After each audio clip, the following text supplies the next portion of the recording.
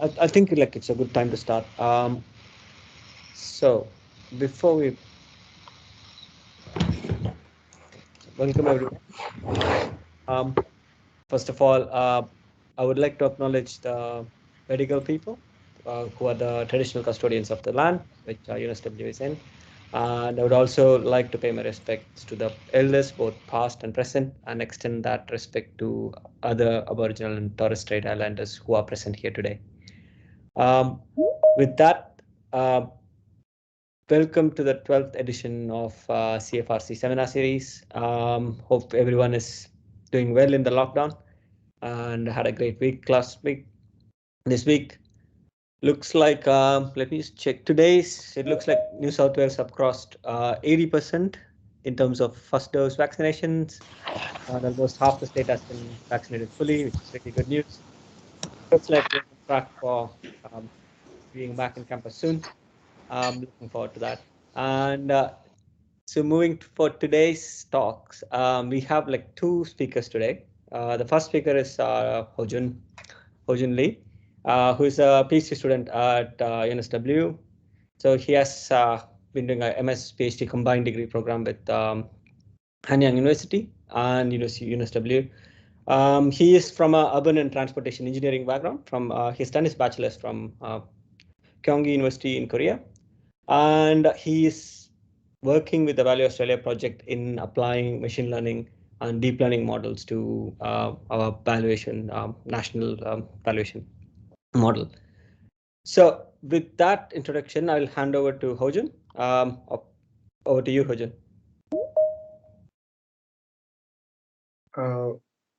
Okay, let me share the screen first.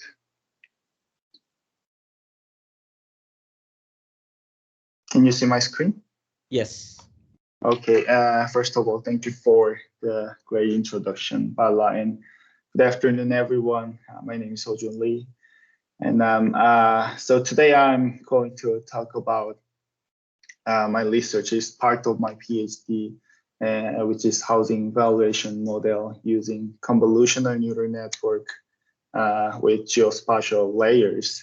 So my supervisors Hoon and Chris and Kisha. So let me start with the background.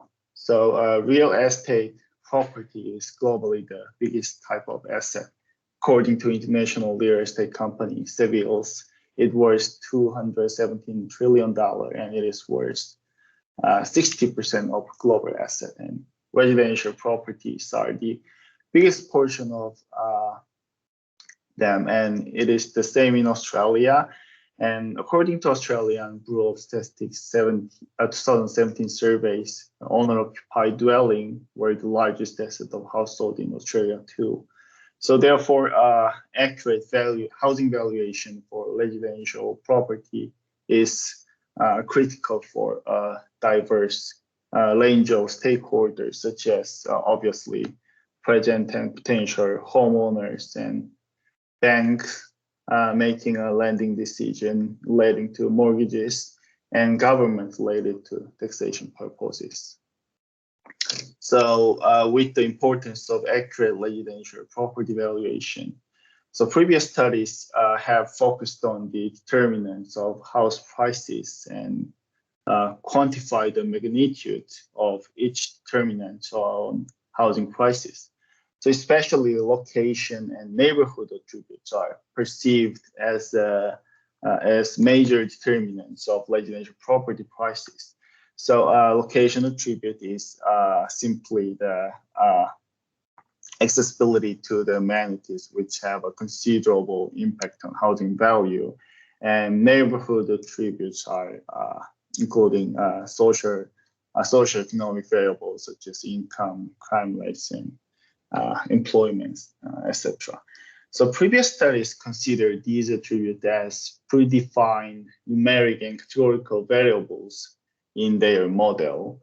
So, and these variables mostly calculated using spatial data. For example, using a point of interest data, these accessibility variables such as distance to the facilities, existence of facilities around the house, and density of facilities around the house are calculated.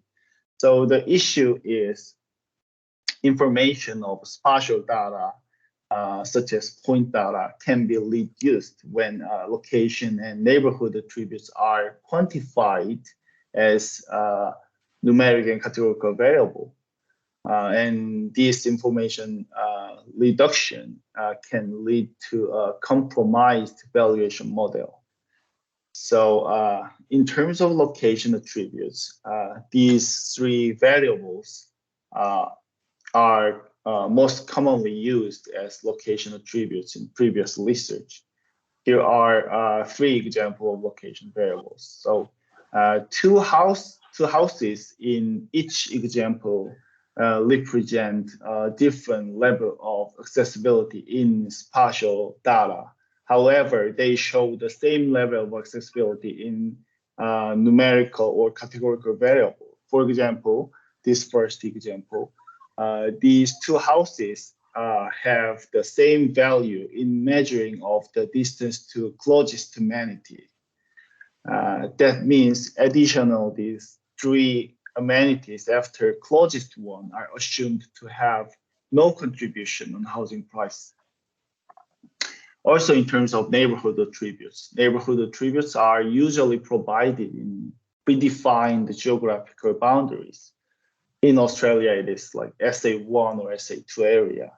If this blue point is the target house, when we consider neighborhood attributes, we often consider only the area where the house falls in, which is the red area here. And however, house price can be affected by neighborhood attributes of surrounding area too, which is blue area in the second figure.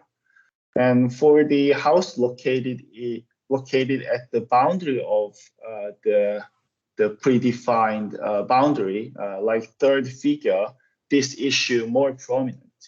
So in summary, information of spatial data is reduced in the process of quantifying and measuring variables for location and neighborhood attributes. It can lead to less accurate valuation and performance of housing valuation model. So in this context, this study proposed a new modeling framework adopting convolutional neural network, CNN in short, which can directly use spatial data as input without processing spatial data into numeric and categorical variable. So aim of this study is exploring how much valuation performance is improved by adding the convolutional neural network using spatial data to for housing valuation. To accomplish the research aim, we trained two models below and compared the performance of them. So model one is a multi-layer perceptron model using the numeric and categorical variable like the other conventional evaluation models. And model two is fused model based on the multi-layer perceptron and convolutional neural network, which is our main model. This model uses not only numeric and categorical variable, but also the spatial data as input. So this slide shows the structure of models briefly. So model one is multi-layer perceptron model, which is the benchmark model. It extracts the features from numeric and categorical variable, and it evaluates the housing value using those features. And on the other hand, the fused model based on multi-layer perceptron and convolutional neural network, which is our main model, is proposed to more comprehensively characterize the location and neighborhood information of surrounding area of the target house from spatial input data, additional spatial data. So at the model two, which is our main model, we feed numeric and categorical variable to multi-layer perceptron and spatial raster data to a convolutional neural network, and both networks extract the features from their input data and concatenate them, and using these features, it returns the evaluation outcome. So convolutional neural network is one of deep neural network which is specialized to capture the spatial pattern of the input data. It is mostly used with image data, such as outdoor and indoor image of the house and street view image of the neighborhood, or bird eye view image of the surrounding area. On the other hand, our model uses geospatial layers related to location and neighborhood attributes of the target house's input for convolutional neural network. So our study area is Greater Sydney, and unit of analysis is each housing transaction sales data.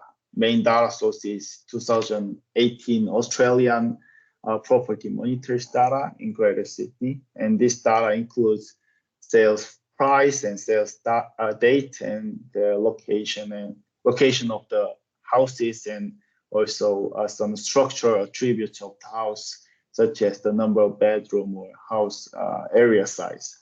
So we used total about 44,000 samples in this study, and 75% of them were used as training data set, and less 25% were used as training set.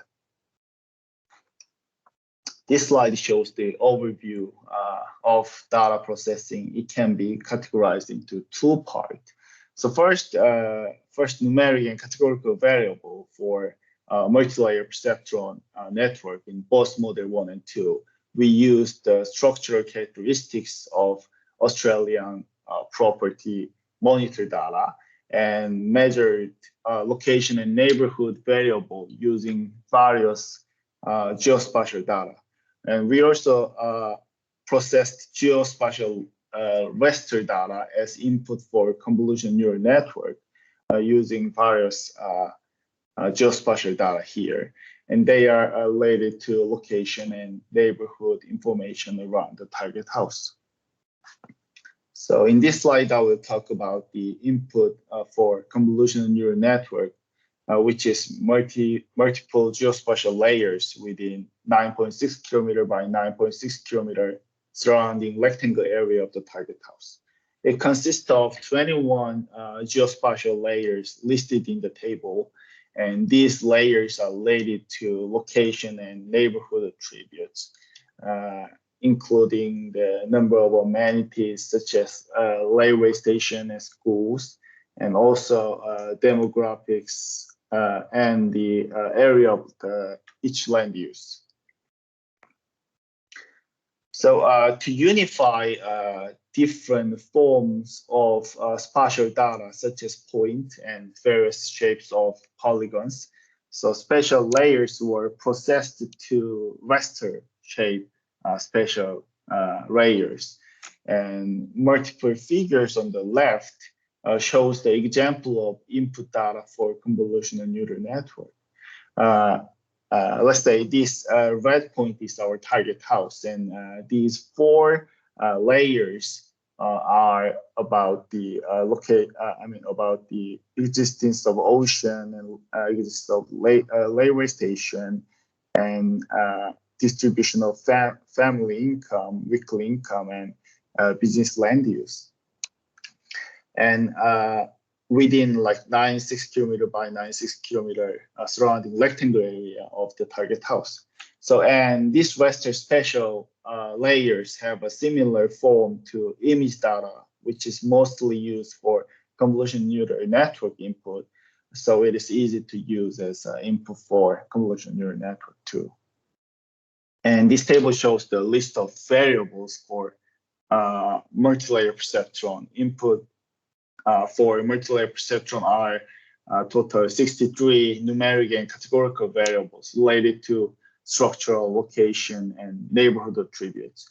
So as structure characteristics of the house, we consider the area size and the bedroom and number of bedroom and bathroom, and as location characteristic, we use the distance to amenity and existence of amenities are considered, and the considered type of facilities are the same to the input for convolutional neural network. And we also considered 4 categories of neighborhood characteristics, demographics, and crime and education quality and land valuation. So this slide shows the experimental setting of this study. So as I mentioned, multilayer perceptron is benchmark model to compare the performance to our proposed fuse model, and its input data is 63 numeric categorical variable. And fuse model based on multi-layer perceptron and convolutional neural network is our main model of this study. It consists of multi-layer perceptron using 63 numeric and categorical variable, and convolutional neural network using 21 spatial raster layer as input. And we evaluated models with these 3 performance measurements using test data set, and mean absolute percentage error and R-square and percent predicted error within 5 and 10 and 20% are used. So in this slide, the table shows the performance of model 1 and model 2, and also performance difference between 2 models. You can see model 2, which is proposed fuse model, outperform model 1 in most of the performance measurement. And the most intuitively here, mean absolute error, mean absolute percentage error of model 2 is 8.71%, which is 2.88% less than model 1. So also in the other measurements such as R-square and PPE 5, 10, 20, fuse model shows the better performance. And figure on the bottom shows the mean absolute percentage error of 2 models and the improvement at SA3 level. The performance of model 1, which is model 1, in the central area of Greater Sydney was relatively poor. And it might be attributed by this area has a more complex relationship between housing price and the surrounding area, and input data and algorithm of model 1 were limited to accurately estimate them. On the other hand, fuse model showed the improvement overall, and bigger improvement in central area. So it might be because of the more sufficient information by adding the convolutional neural network using spatial data. Okay, so here's the conclusion. So the model result shows the accuracy of residential property valuation has been significantly improved by adding convolutional neural network using geospatial layers. It might be because like CNN, a convolutional neural network can capture the additional features from geospatial layer, and proposed framework can be applied to other research using spatial data and considering spatial impact from surrounding area too. However, there are some limitations of this study. So major limitation is there's a lack of exploration for optimization of the structure and hyperparameter of the model and input data selection. So we are going to apply various structure and hyperparameter to optimize them. And also we are analyzing the relationship between the distribution of performance improvement between 2 models and characteristics of area. So can know which area this fuse model especially works better. Yeah. That's it for today, and thank you for listening.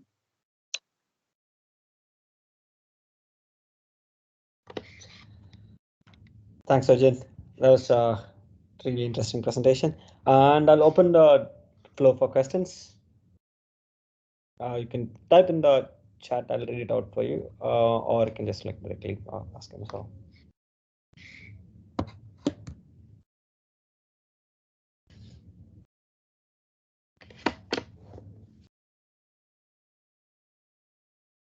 Cool. Is there anyone? Quick one from me, Yeah. Fernando. Fernando from TSI. Hojun, have you done any analysis in terms of performance around the type of the properties? Like, you know that like markets like strata properties sometimes behave different from, the standalone freestanding houses. Have you done any analysis in terms of this kind of, variance in performance depending on the type? Thank you for question. Actually, I haven't tested the variance between the property types, but in this model, I only used the non-strata property. But I think it works to test your point. Thank you.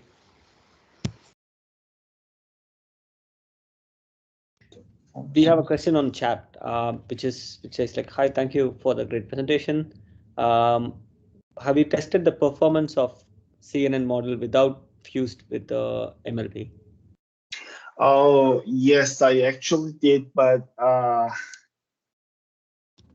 I don't remember the exact performance, but it was not very good. I think it is because only individual convolution neural network cannot consider the major variables about the housing characteristics, such as the number of bedroom or area size or something. I think that is the reason. Yeah. Okay, that answers. Reg has another question. He says, "Great stuff. I was wondering whether you have any thoughts so far on the distribution of your mean error. The fused model appears to have higher error in areas which have more expensive or luxury housing. I understand if there is any more work to be done. Just wondering if there are any ideas that why that might be happening at this stage." Yeah, actually, I'm working on this topic now, so maybe I will give another presentation. Yeah, after that. Yeah. Cool.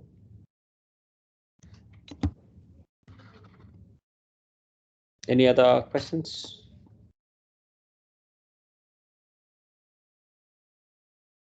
Cool. That sounds like we can take like a few more questions, or we can go to the second one and like combine the questions with the part as well. Thank you. So thanks very much for your presentation, Hojun. And so with that, we can have a round of applause, virtual applause, I guess. Thank you. Thank you, everyone. So that brings me to the second part of our seminar. So we have a second speaker, which is Matthew Ning. So Matt is from. So I know Matt like since we're in UCL. So Matthew is also a part of the Value Australia project. So he's a postdoctoral researcher with CFRC, and he has done his PhD with CASA UCL and looking at urban growth and public housing structures in Brunei. He has interests in accessibility and its derivation of transport network on population and property distribution.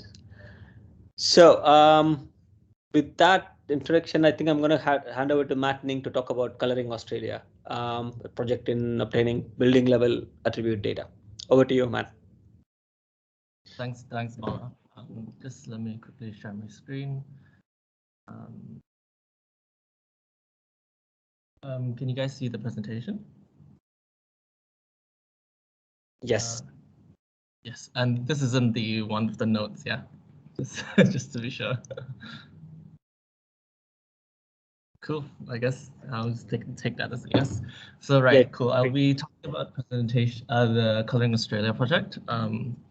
So the Colouring Australia project is a yeah, we're a spin-off. We're basically a tool that's going to be developed with the Australian Housing Data Analytics Platform, which is a new grant that new project that we got this year. It's ARDC funded, and in the UNSW team, it's me, Chris, Henry, and Ali and Bala who are part of it. So essentially, Colouring Australia it aims to be a new digital platform focused on voluntary geographic information, and this is done at the building level. And it's in partnership with the Colouring Cities research program. So the idea for Colouring Cities actually it spans quite way back. So I think at least in London, block level attributes haven't been done since the war. So this is the Charles Booth map, and it was made in 1989. And Colouring Cities follows basically on the same sort of like tenets in trying to get the same sort of granularity here. So we focus at the building level, and we focus also on obtaining quite a number of different attributes that spans things like energy, urban analytics, demographics, social sciences, and sustainability. And that's because we often forget that the built environment is a very multi-dimensional subject, and I think without without a holistic view of it, we cannot really fully understand it. So Colouring Australia, we're trying to be this one-stop shop for quite a lot of well, at least for the majority of data needs that any researcher could want. So the aim here really is to provide the most relevant data to the highest number of people with the greatest accuracy and the largest volume.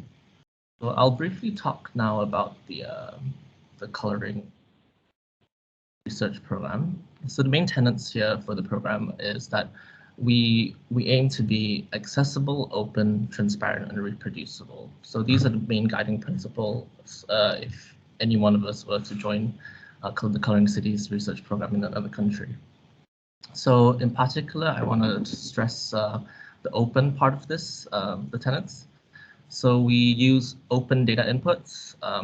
Essentially, Big Maps here it's a free data source for the building footprints that we're using, and we also have open data inputs and in terms of user participation, where data is given to us voluntarily. We also have open source codes. So this essentially another coloring city, like Coloring Seoul, say, could be forked from the GitHub and deployed almost instantaneously if anyone wanted to do it. And the last main tenet about this is that it's open access data. So all data generated here, all data generated and collected by Coloring City is open for researchers, they're open to students, the public administration to do so as they wish. So our main partners here with the project started in 2017. We have Colouring London. It was back when I was in UCL with a friend of mine, Polly Hudson. And since then we've expanded to Colouring Beirut in 2018. In 2019, the Colouring Cities program was established with a lot of these public institutions in London. In 2020, we joined Colouring Australia along with Colouring Bahrain. And in 2021, we now have Colouring Dresden, Colouring Greece, and Colouring China. So building level data sets for Australia. So our main partners here in Australia are really a mix of public and private institutions. We have a presence in every major city in every state in Australia. And we have a good mix of partners that range from public and private institutions that essentially enable us to consolidate and integrate quite a lot of the data into Colouring Australia. And this is because a lot of partners are custodians themselves. And we've got very experienced developers here, so we're hoping at least to be able to push Colouring Australia out as a product quite rapidly. And so I think this is important because this, taken together, we're able to push quite a lot of the public initiatives surrounding smart city strategy, from digital twins, transportation studies, to public participation. And if we consider as well our work with our global city partners as well, I think there's quite a lot. We're quite a strong knowledge exchange platform.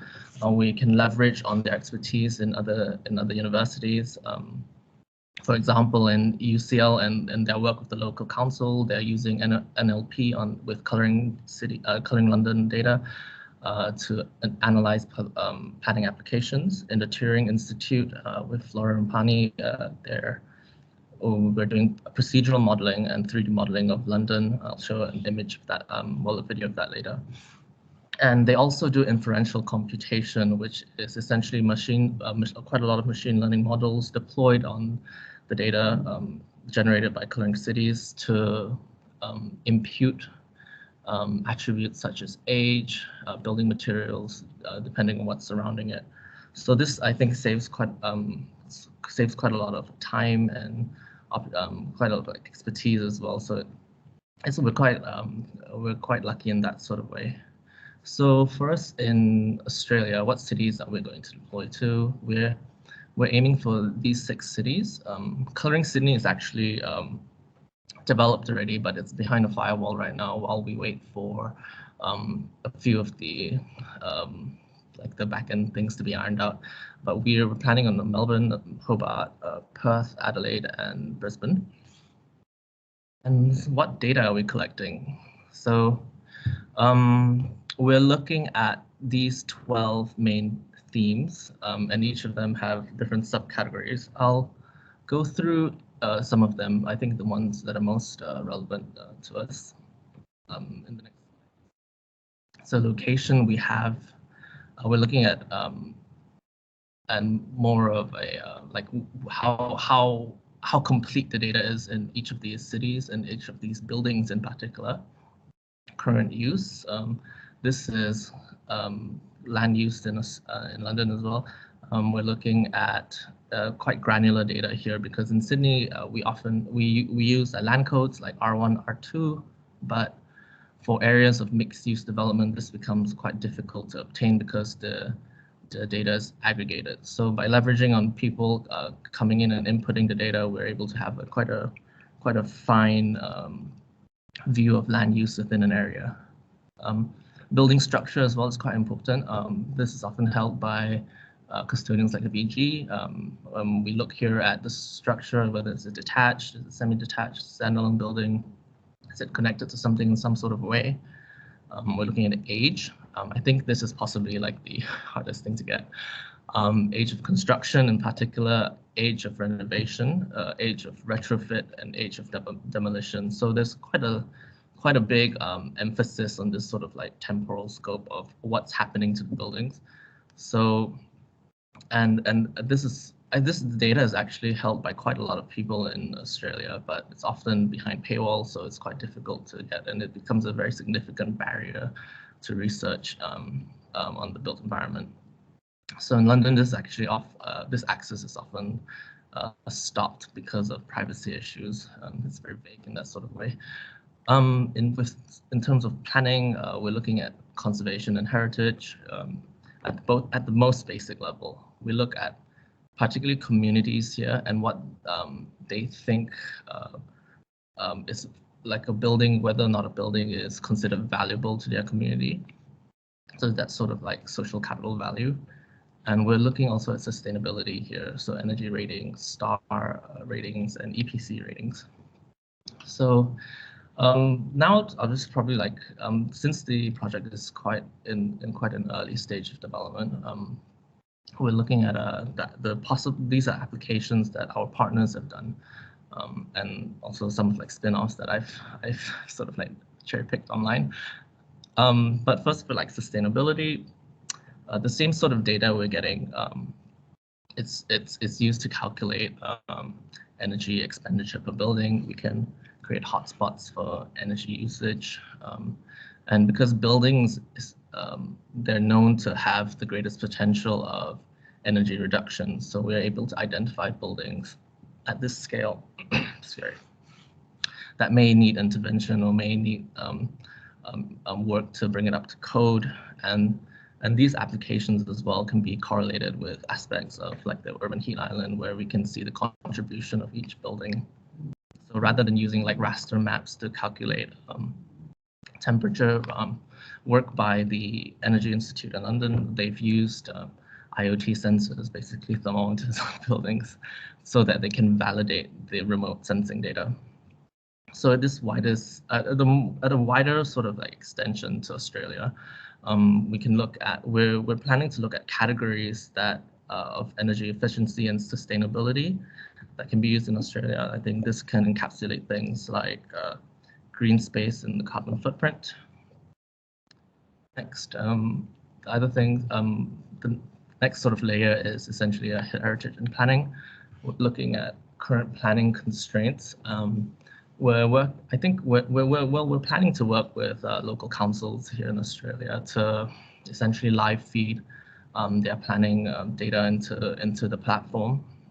So we can essentially collect quite a lot of data over time. We can look at buildings of interest, like I said before, but we can also look at the rates of demolitions. We can the rates of renovations, retrofits, and so we can essentially build like this timeline of historic evolution in Australia. So I think this also can cover quite like testy things like ownership, but we haven't really thought about that yet. Next layer is like urbanization. Obviously, this is like a very important thing.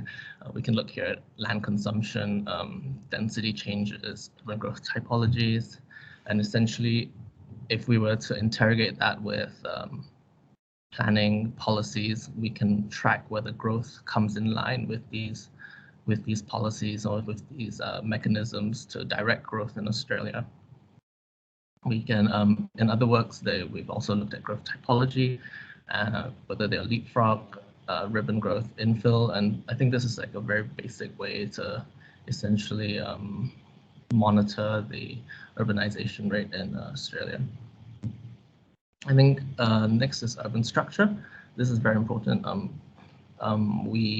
If we append this with demographic data, we can look at space allocation, dwelling types and typologies, like I said before, whether they're detached housing, whether they're semi-terrace and all of that. And we also aim to look at building materials, which is notoriously difficult to get. But machine learning models that we're currently working on are looking to impute this, because we know that often building materials are linked with the time and age of the building construction, and with other attributes here like building heights, we're able to essentially develop rules. I mean, first of all, develop 3D models of buildings, but develop rules of how urban growth has progressed over time as well. So this essentially comes very much into like cellular automata modeling. But first I'll talk about land use, because quite a lot of times land use is very much linked to this sort of work. So we aim essentially with the granularity of the data we have, we are able to look at the interaction between commercial, industrial, green space, and residential land uses. And I think if you're familiar with like Jim Jacobs's work, you know that diversity equals interaction, and that equals social capital, and that it equates to like a better quality of life and better quality of living. So this image on the right is actually a very one of my favorite papers. It's something that I read quite a long time ago, and that persuaded me to do my PhD. But it was by Stanlove and Batty in 2011, and they're using land use data to predict the growth of London over time. And you can see there the modeled cellular automata is very, very, very close to the growth that has actually happened. So essentially, this set of data provided by Coloring Australia, we can not just evaluate the composition of the built environment, but we can also start to create simulations downline and downstream, and we can look at the city here as a dynamic system. This is work by Polly, looking at this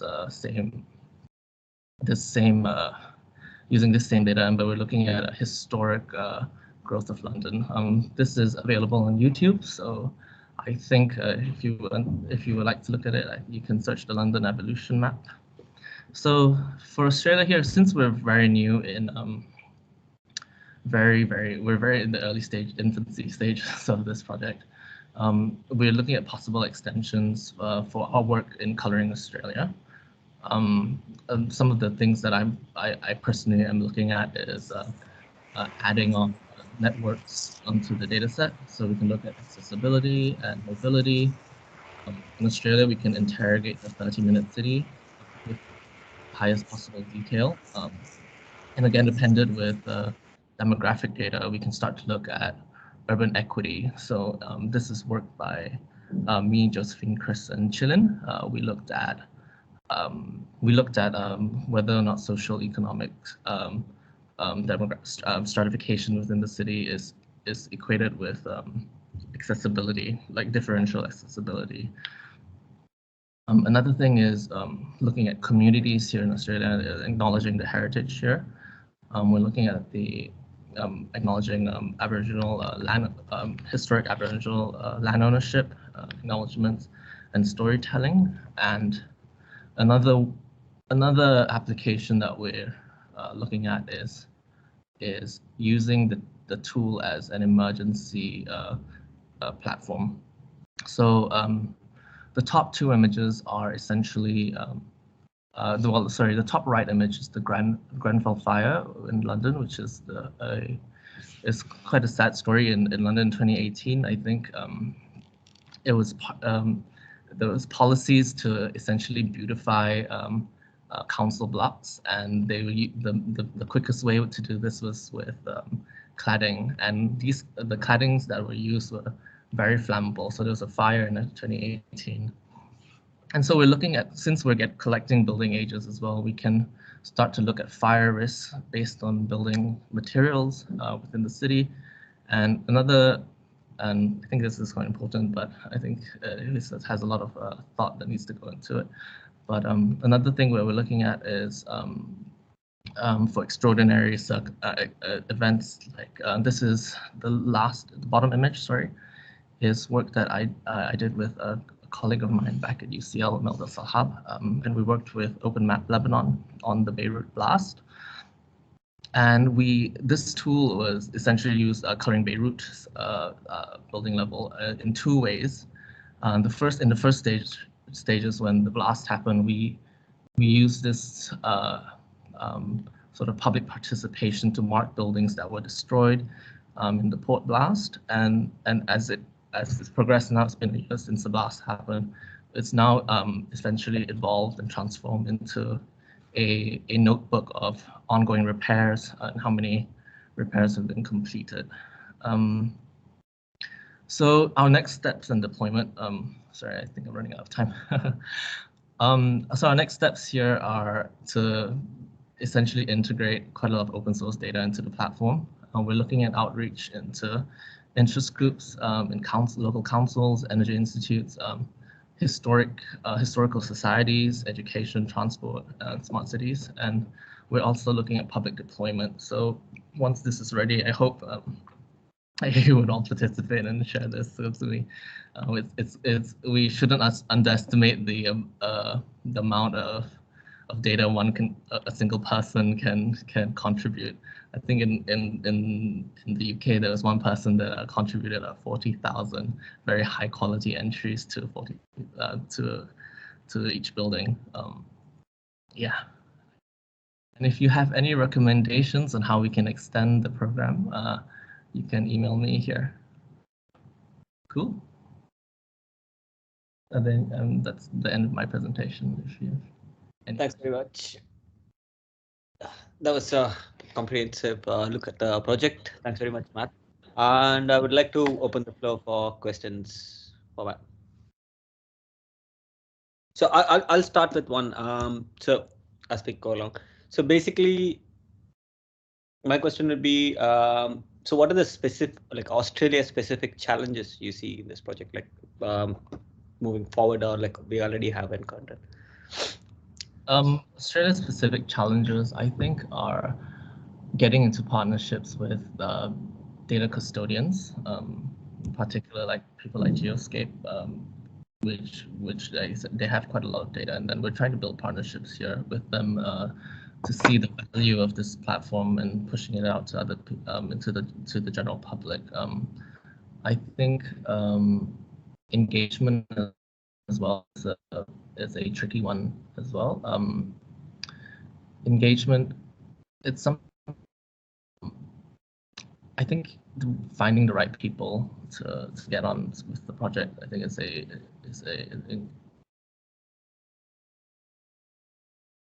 step here, and I think these are two main.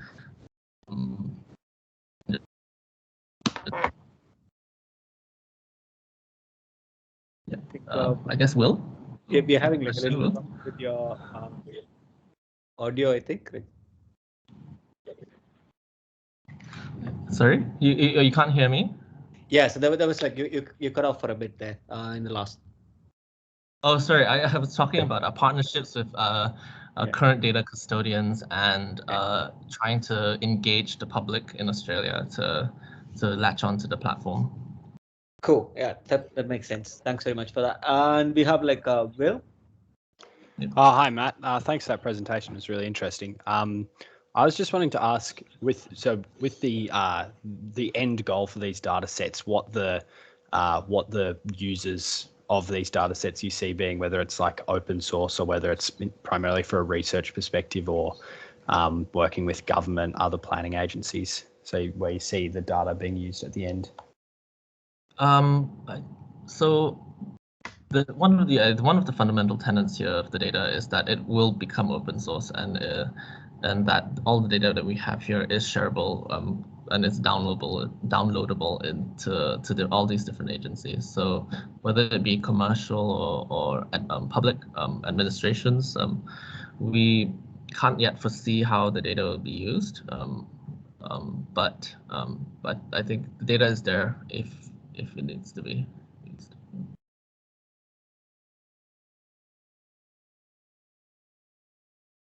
Is there any Hun? Is that you want to speak? The other question. Yes, Matt, great presentation. I think your visualizations actually make us better understanding the structure of the cities and urban form. My question is related to the kind of unit of analysis. I'm not sure you actually provide very fine detail geographic unit.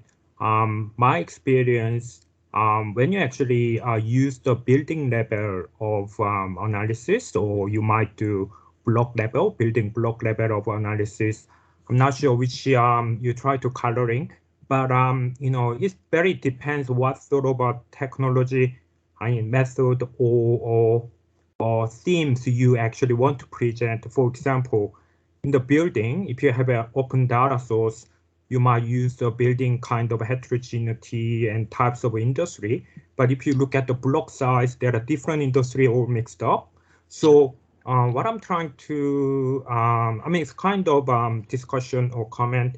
You might think about them rather than use just a single element. You might try to use some index types of, the visualization that might be sometimes more effective.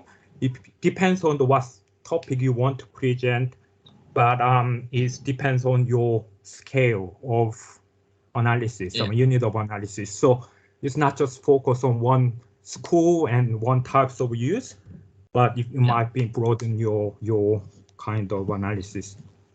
Yeah, I agree. I think the great thing about this project is that it's quite flexible. So let's say if we take land use, for example, like you have different subcategories of industrial where if we really needed to, we can also like we can customize it in that sort of way. Thank you. We have a comment here.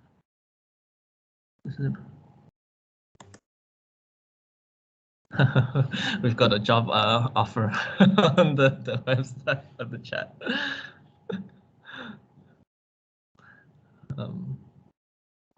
Cool.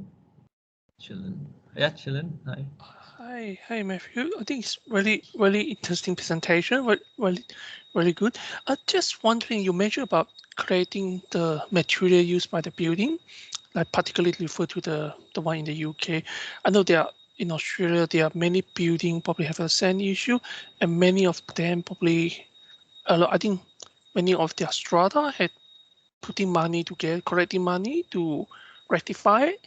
I'm not sure whether you got the data on that because how many buildings have the creating issues and how many has been rectified or have a plan to rectify. That will be big things if you have the data. Yeah, definitely. I think that's something that we're trying to like. We'll have to.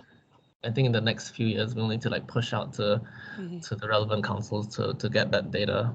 Yeah, and Yeah. retrofits and or renovations. Yes, It's very yes. important data. It gives like city metabolism. It's just Yeah. Thank you. no thanks. We have like quite a good amount of time for like few more questions. Fernando, yeah, over to you. I'm Matt. scared of Fernando's question. No, you shouldn't. No, I was just looking because you are going over many cities, right? And I was just thinking if there is any thought about normalization of data across the cities. As you show it, to give an example, in Sydney you have like a zoning in R1, R2, and that's a set of codes, right? That New South Wales use. But when you go in Victoria, this codes completely change. So Melbourne.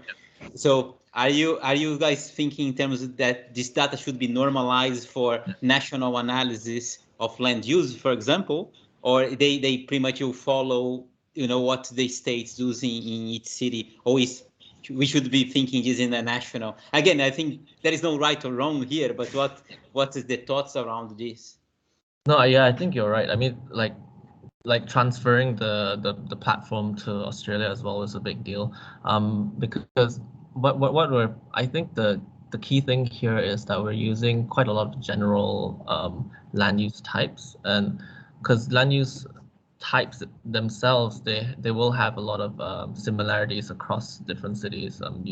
How many sort of like designations can you give to a mixed use land, but that sort of thing,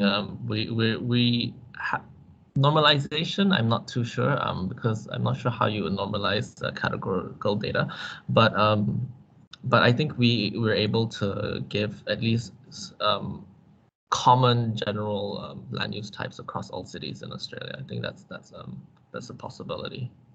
I think the best, just to add to that, I think best practice would be how OpenStreetMap organizes across the world. So they do standardize some things, but it's up to the volunteers to organize and get so there is a broader guideline, but there is not a strict way of doing it. So there is a lot of diversity within different ways of mapping and naming things. At the same time, there is overall guidance.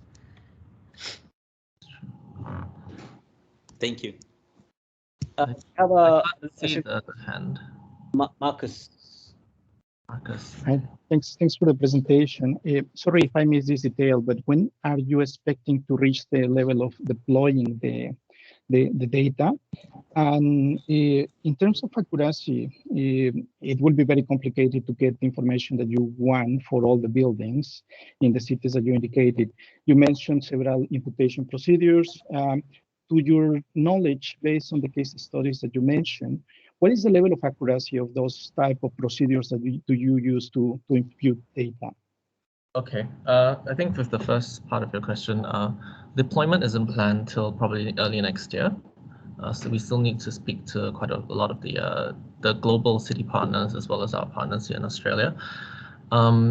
With the level of accuracy for the imputation, I can't say for every single model that we've created, but I know for the one that's been done in London, this is for building age, and this was imputed with two main variables. It was done with the historic road network. This was obtained both from remote sensing and from historical maps that were geocoded, and essentially the idea was to buffer every building that was grown along the road network at that time, and so that would give you an age. The other machine learning models were to use neighboring buildings. I think that was the accuracy. I want to say it's around 60 to 70%. I can't remember the exact figure, but it's around 60 to 70%. Thanks for that. And are you thinking in moving beyond data deployment to include analytics? Yes. I mean, downstream, we definitely want to have analytics as a big part of the tool. Great, thanks. Cool. We have a couple of more one from Tom. Yes, Matthew, thanks. Thank you for your presentation. I've just got one or two very basic questions about it. Where do you get how do you get the actual basic data about the buildings themselves? Tom, like your audio is like quite. Sorry, yeah, I can't really. Yeah, okay, I'll try and repeat that. Is this a bit better?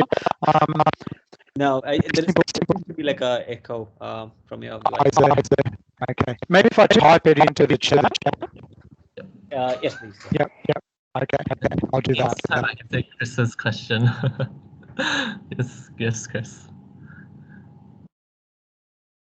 Hi, Matt. It was impressive to hear that one individual, I think you said, had contributed 40,000 data points. Yeah. So how do people, what are your thoughts in obviously getting people, organizations involved in colouring cities in Australia?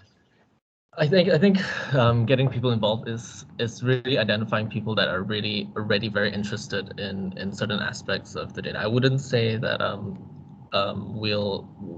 single person can account for every single attribute layer that we're looking to get, but say if we were looking at the Energy Institute, we can look at Energy Council, energy institutions here that would have that data on sustainability and energy usage within each building. Or if we're looking at historical societies, they typically have very, very detailed historic maps of Australia, and then we can use them to essentially append the data onto Colouring Sydney, let's say with respect to ages.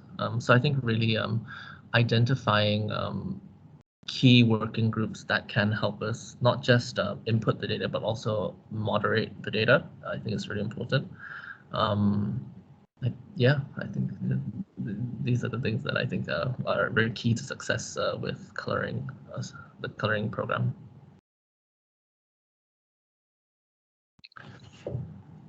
Thanks, Matt. Cool. So we got the question from Tom on the chat. What is the data source for the actual buildings themselves, and can this system identify secondary dwellings?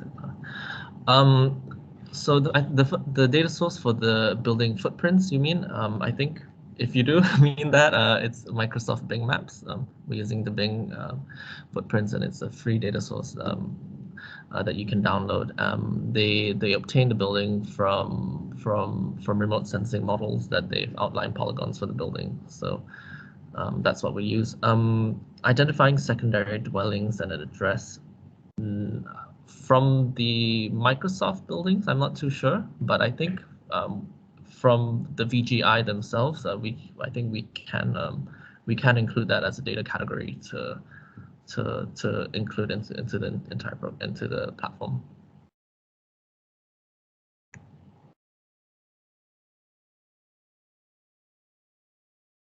I hope that answered your question. I think so. We have just about 5. Yeah, so we are right on time. So we kind of had a in terms of time. So thanks very much, Matt, and it was a really interesting presentation to go through. And so we have the recording. So we're recording the meeting. So we'll upload the recording to our website. And to finish, the next seminar session has been finalized on 15th October. So we still haven't. There might be some changes to the dates depending on the recharge week, which has been planned by UNSW. So on that, like I'll keep you guys updated on that in the next week. And so basically, like we have our seminar series website, web page in our website. I'll put that in the chat. So we already have like 3 more talks planned till November, and there's one more which has been finalized as we speak. And once like, so we keep track of the talks here and register there from when you, whichever you want to. And finally, I would like to thank everyone for coming to the seminar, and hope to see you all next time. Thanks, Bala. Thanks, everyone. Thank you, Thanks, guys. everyone. Very good.